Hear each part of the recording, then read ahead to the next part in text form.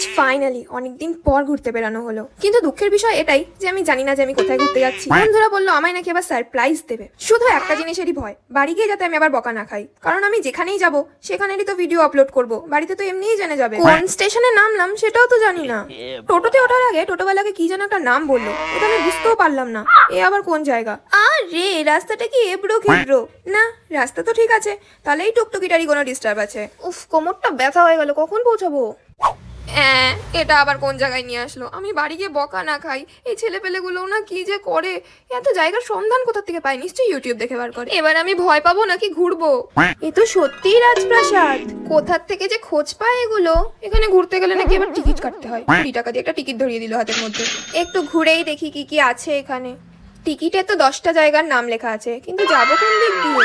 এখন তো মনে হচ্ছে আমাকে ভালো জায়গাতেই নিয়ে এসছে, কেন কি এখানে তো ভালো ভিডিও বানানো যাবে। অবশ্যই যদি ভিডিও বানাতে দেয় তাহলে।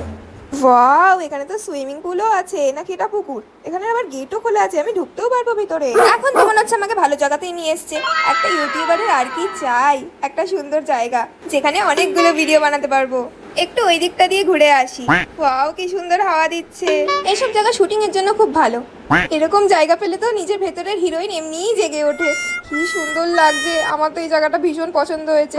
আমি শুধুই সবাইকে তো বাজে বাজে কথা বলছিলাম, সারপ্রাইজটা কিন্তু আমার বেশ পছন্দই হয়েছে। ও মা, এটা তো সেই সূর্যগড়ি, ছোটবেলায় ভূগোলে পড়েছিলাম, কিন্তু কোন ক্লাসে পড়েছিলাম সেটা মনে পড়ছে না। এখন তো 12টা বাজে, আর এখানেও 12টা বাজে।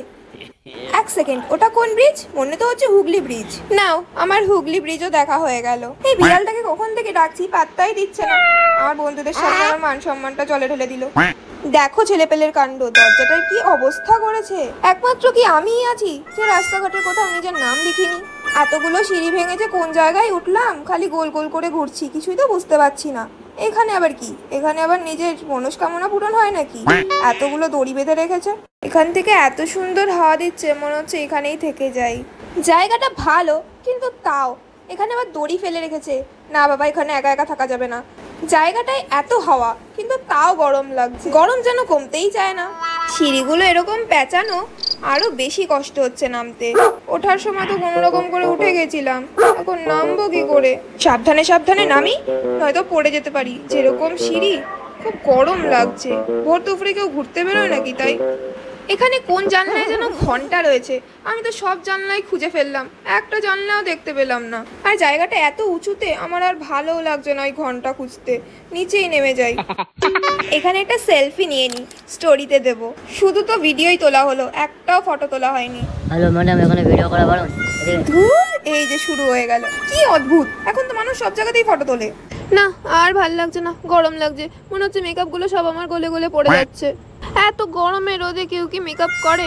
আমি মনে হয় পাগল যে এই গরমের মধ্যে মেকআপ করে এসেছি। বিকেল বেলা বেরোলে তাও মেকআপ করা যায়, কিন্তু আমি তো সকালবেলা বেরিয়েছি।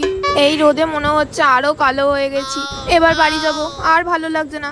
ভাগ্যিস টিস্যুটা নিয়ে এসেছিলাম, ট্রেনে বসে সব মেকআপ গুলো তুলতে হবে। কিন্তু একটা জায়গায় এসে ছবি তোলা যাবে না, এটা আবার কেমন কথা? মানুষ তো ছবি তুলবেই। আগে যাই, একটু জল খাই।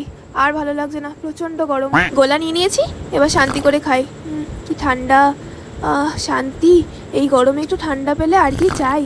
খুব টেস্টি। ভালো হয়েছে ট্রেনটা পেয়ে গেছি। উফ, এবার মেকআপটাকে তুলি। এই গরমে আর জীবনেও মেকআপ করবো না বাবা। আরে আবার কানে দুলের সাথে আটকে যায় কেন? উফ, ভালো করে মেকআপটা তুলে নিই, তারপরে বাড়ি যাই। ট্রেনটাও ছাড়তে এত লেট করছে না।